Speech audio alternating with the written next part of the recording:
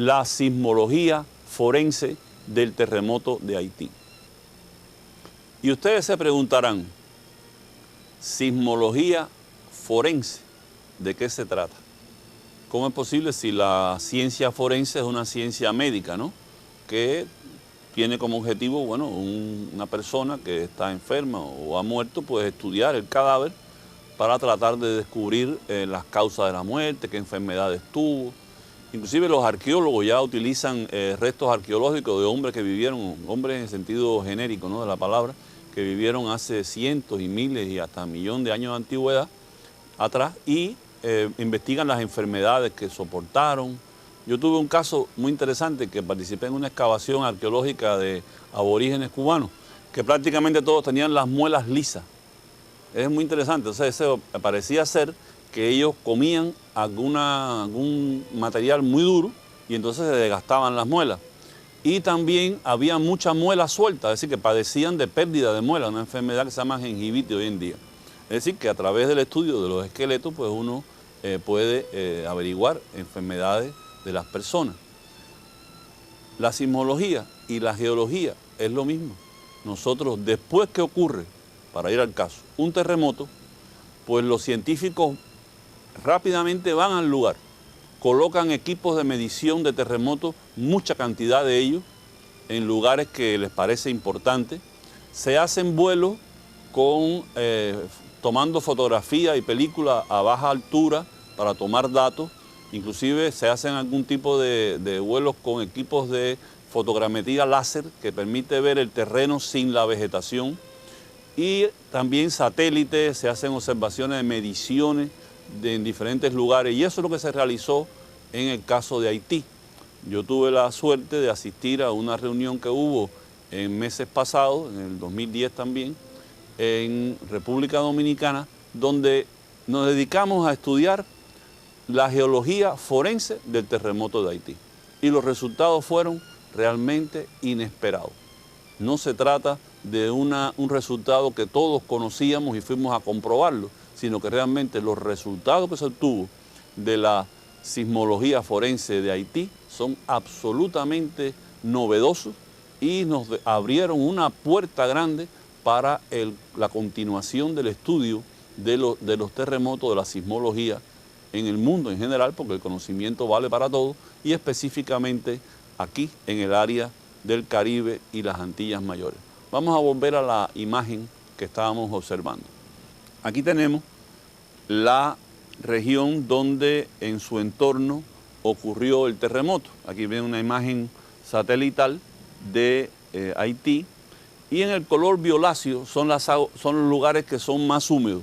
O sea, tiene puesto un filtro el satélite, de modo que se ven las aguas subterráneas, las aguas que inundan o que mojan los suelos, y ahí ustedes ven cómo en el perímetro donde está situada la ciudad de Puerto Príncipe, una parte importante de ella, pues hay roca húmeda.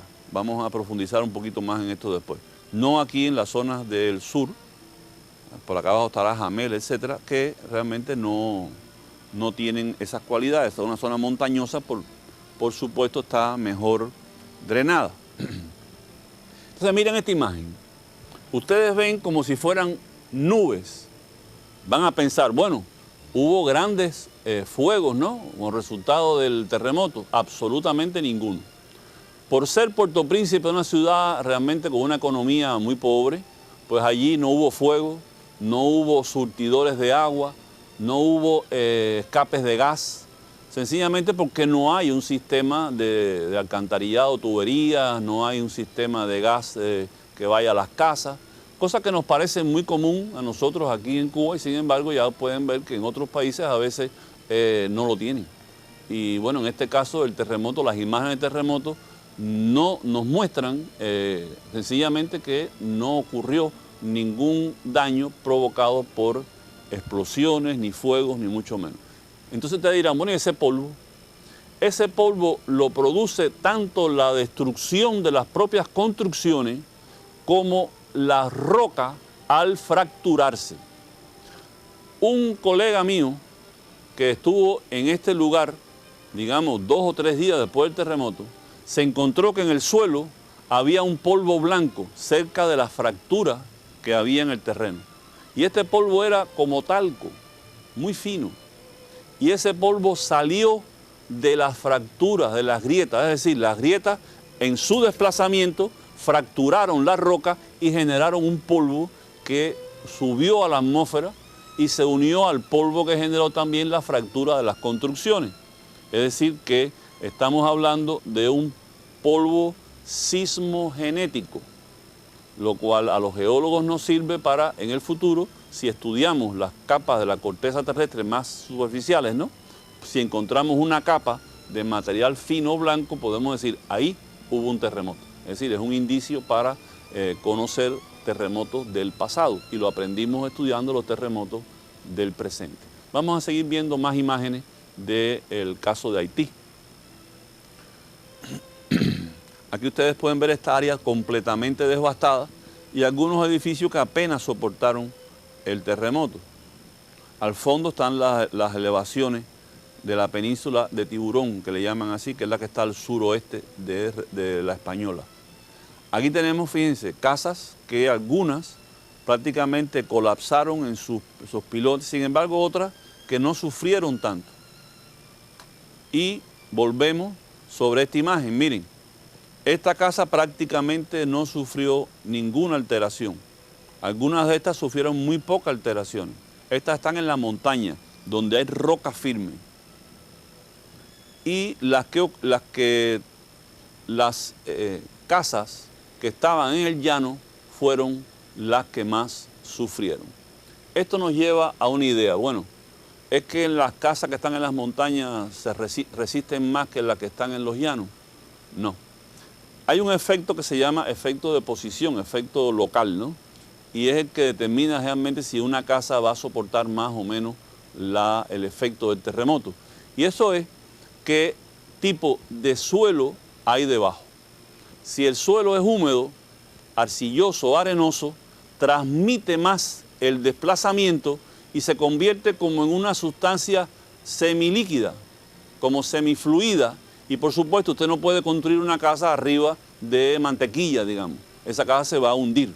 Y ese efecto de convertir la casa, convertir el cimiento en un líquido que se llama licuefacción, es uno de los enemigos más grandes de las construcciones. Es decir, hay que construir sobre roca sólida y no sobre roca arcillosa o arenosa, sobre todo húmeda.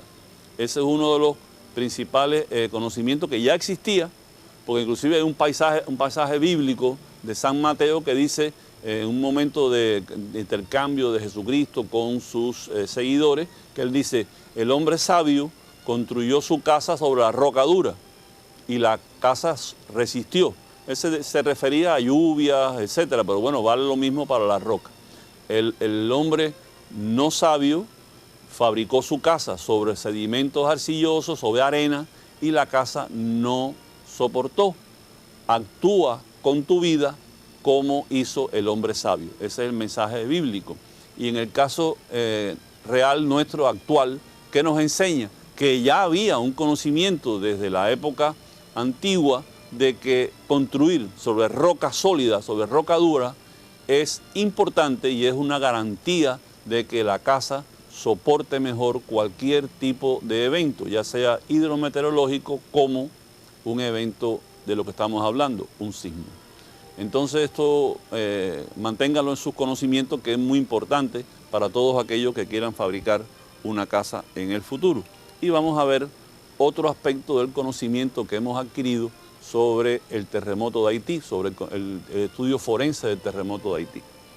Cuando salió la información sobre el terremoto, en la prensa, en todos los lugares, todos nos hicimos eco de una idea que había de que la falla sismogeneradora, pueden ver aquí, del terremoto de Haití, había sido la falla que se llama Plantain Garden Enriquillo, que en realidad esta parte de la falla que está en República Dominicana, Haití, es la parte que se llama Enriquillo. La sección que se llama Plantain Garden está en Jamaica, o sea, una falla muy larga. Y habíamos pensado a priori de que esa era la falla que había generado el terremoto.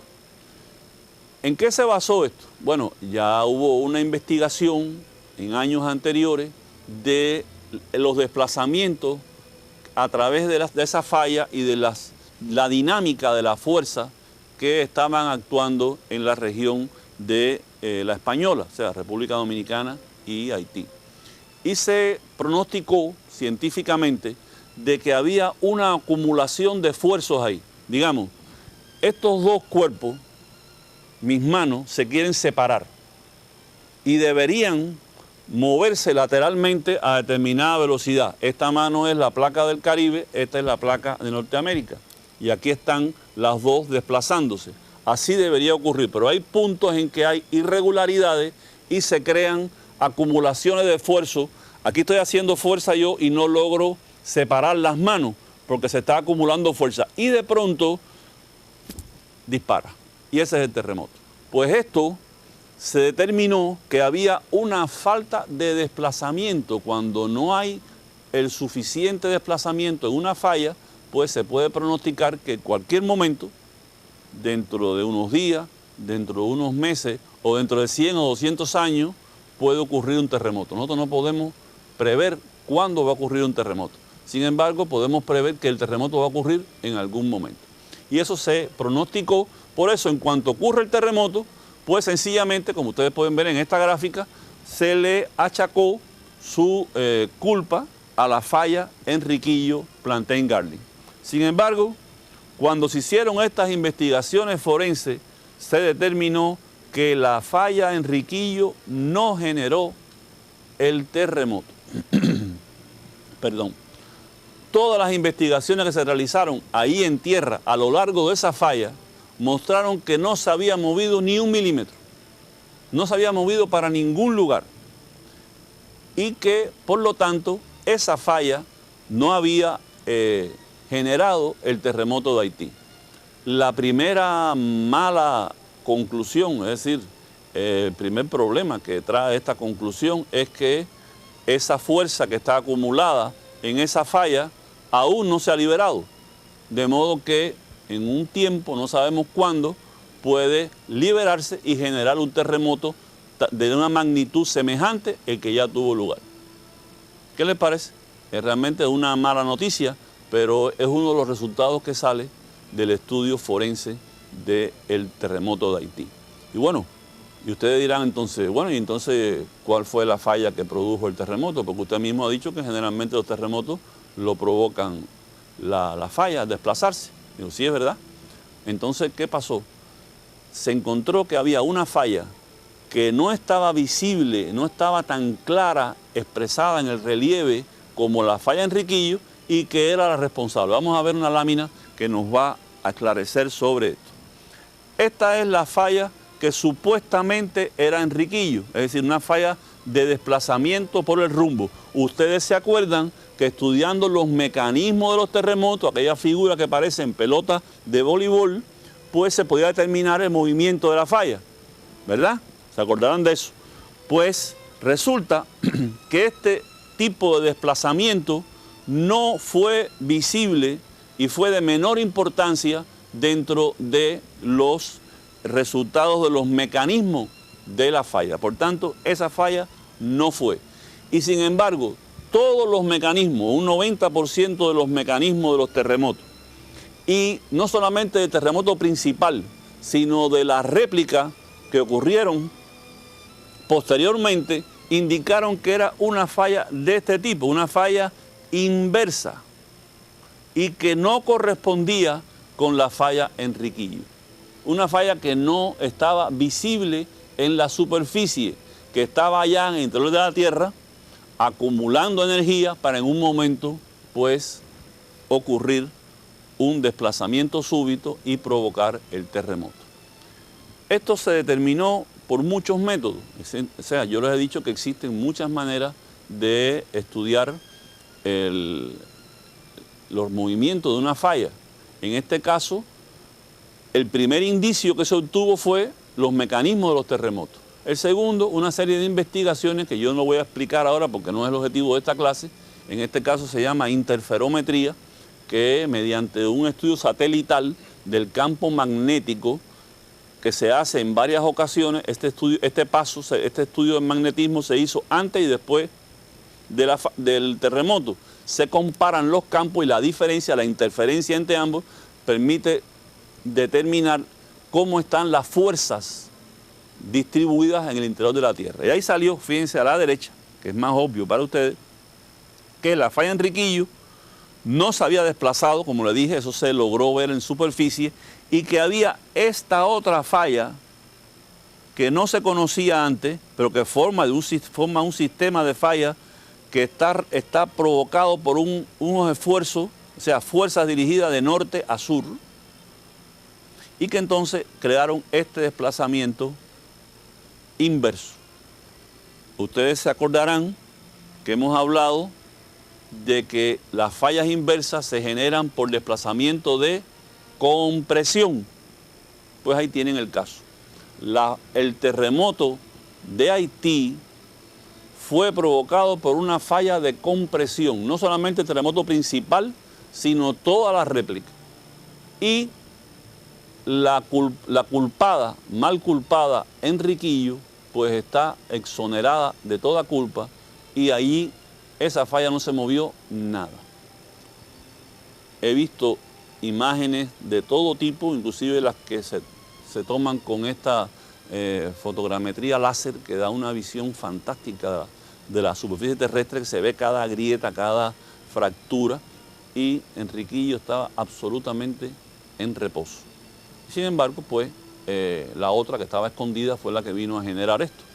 ¿Qué nos enseña esta nueva experiencia? Esto abre también una visión hacia el resto de la sismología a nivel mundial, que no solamente las fallas que se ven en superficie pueden generar terremotos, también pueden haber fallas en la profundidad de la Tierra que tenemos que estudiar, tenemos que evaluar, porque pudieran también ser sismos generadoras. Y para eso se utilizan los métodos de crear terremotos en superficie, los métodos sísmicos, de investigación sísmica, provocando una influencia de la sonda sísmica de arriba hacia abajo, y podemos determinar cuáles fallas están escondidas en la profundidad y después evaluar su peligrosidad.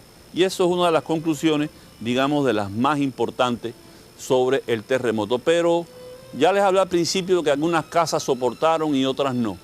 ¿Por qué hubo tanta destrucción en el terremoto de Haití?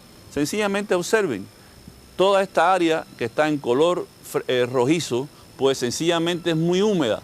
Eso es un área de una cuenca fluvial, donde están los sedimentos suaves que se convirtieron en líquido prácticamente por el terremoto. De ahí que tranquilamente podemos decir de que fue la peor locación para construir una ciudad en un terreno como ese, sobre todo en un sitio donde habían ocurrido terremotos. Esta ciudad se extendió hacia el norte, como ven, hacia las montañas, y esas casas, aunque tuvieron mucha destrucción, no sufrieron tanto como las anteriores. Moraleja de esto. ¿Qué nos dice esto? El hombre juega un papel fundamental en la creación de los desastres. Y de eso tenemos que aprender, y esa fue la mayor enseñanza del terremoto de Haití.